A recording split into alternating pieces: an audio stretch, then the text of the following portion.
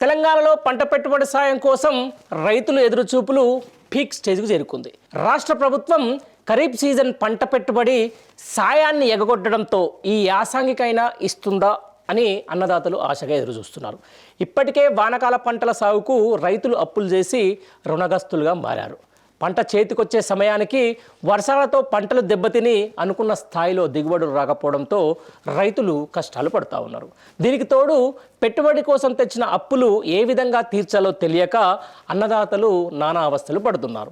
గత ప్రభుత్వం ఏటా ఎకరానికి 10,000 రూపాయలు రైతు బంధు పేరిట ఇస్తుంటే కాంగ్రెస్ ప్రభుత్వం మాత్రం 15,000 రూపాయలు రైతు భరోసా పేరిట ఇస్తామని అధికారంలోకి వచ్చే ముందు చెప్పింది. 13 నెలల్లో కేవలం ఒకేసారి, అది కూడా గత కేసీఆర్ ప్రభుత్వం ఇచ్చినటువంటి రైతు బంధును ఒక్కసారి మాత్రం ఇచ్చి చేతులు దులుపుకునే ప్రయత్నం చేస్తుంది. మళ్ళీ ఇప్పటి వరకు ఒక్క రూపాయి కూడా వీళ్ళు చెప్పిన రైతు బంధు రైతు భరోసాలో చెల్లించలేదు. దీంతో రాష్ట్రంలోని రైతులు మండిపడుతున్నారు.